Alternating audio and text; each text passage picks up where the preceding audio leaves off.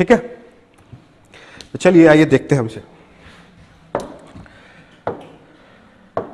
पहले तो ये मैप, इसे समझिए। औरंगजेब जब तक रूल कर रहे हैं तब तक ये पूरी टेरिटरी है उनकी, यहां से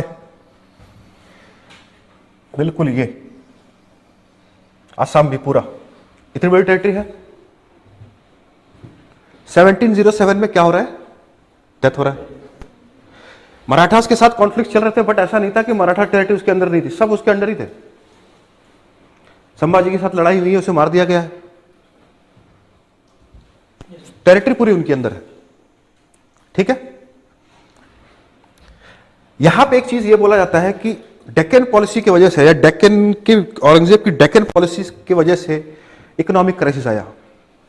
लेकिन जो किताब मैं आपको बोल रहा हूं शेखर बंदोपाध्याय, आप उसमें पढ़ो, उस पर क्लियरली मेंशन्ड है 23% बीजापुर और गोलकोंडा इसे कैप्चर करने के बाद शाही खजाने में 23% की बढ़ोतरी होती है।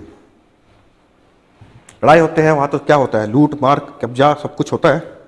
कैप्चर करने के बाद 23% बढ़ी है। बट औरंगजेब ने क्या करा है, जो 23% यहां से आया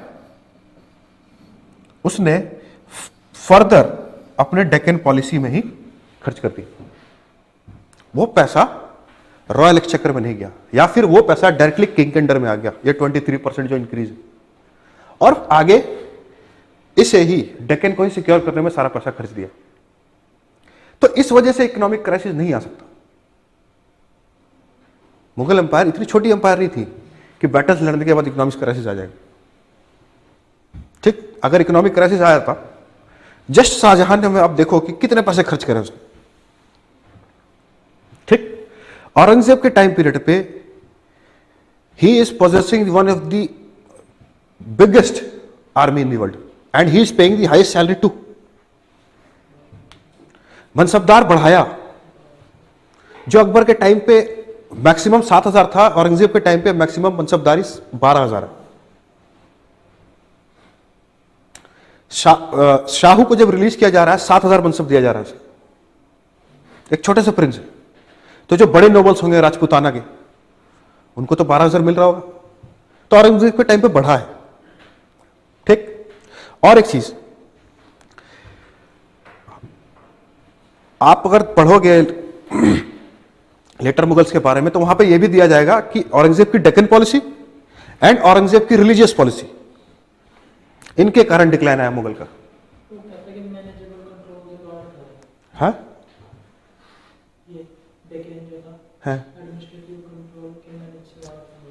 एक्चुअली होता क्या था, दिल्ली से ये कंट्रोल करना मुश्किल होता था, लेकिन औरंगजेब ने इसे कंट्रोल कर लिया था। इसलिए कर लिया था, फॉल्टी पॉलिसी ऐसे बोलने से नहीं होता है कि फॉल्टी पॉलिसी, उसकी टेरिटरी है, उसको तो कंट्रोल करना है, उसको तो कंट्रोल करना है। तो औरंगजेब ने कैपिटल ट्रांसफर नहीं किया था मोहम्मद बिन तुगलक ने जैसे करा था, इसने औरंगाबाद को सेकंड कैपिटल बना दिया था। और औरंगजेब पर्सनली इसलिए ज्यादा डेक्कन पॉलिसी में ज्यादा इंटू हुए क्योंकि राजा बनने से पहले ये खुद डेक्कन के ही गवर्नर थे, तो इनको यहां की पॉलिटी मालूम थी। That is why he was more into Deccan policy, और डेक्कन को सिक्योर करना था। ठीक है, रिलीजियस पॉलिसी बोला जाता है। तो ठीक है, कुछ एक आध इंसिडेंट्स हमने भी पढ़े थे रिलीजियस पॉलिसी के, कैसे मंदिर टूटे हैं, या फिर एग्जीक्यूशन ऑफ गुरु तेग बहादुर। ठीक है, हिस्टोरियंस ये चीज बोलते हैं, और अगर कुछ मैक्सिमम किताबों में ये बातें हैं, मैक्सिमम किताबों में, जिन किताबों में एनालिसिस नहीं है उन किताबों में ये डायरेक्ट इंफॉर्मेशन है। लेकिन अगर आप एनसीईआरटी पढ़ोगे, वहां पे ऐसा लिखा है he is said to have, ऐसा नहीं लिखा ही एग्जीक्यूटेड या he give the order of execution, he is said to have. NCERT ऐसे बोलती है। तो चलिए ठीक है, हम इसे कंसिडर भी करते हैं, लेकिन ऐसा नहीं हो सकता है कि पहली बात, जो सिख गुरु थे, he was the political head also, वहां राजा नहीं था, वहां यही पॉलिटिकल हेड थे। इन्होंने ही एक प्रोविंस बनाया, इन्होंने ही एडमिनिस्ट्रेशन स्टार्ट किया, इन्होंने ही मिलिशिया बनाई। Guru Hargobind, he started the militia. किसानों को, लोअर कास्ट पीपल को, इनको लेके आर्मी बनाई। क्यों बनाई? सिक्योरिटी के लिए बनाई, लड़ना था इसलिए बनाई।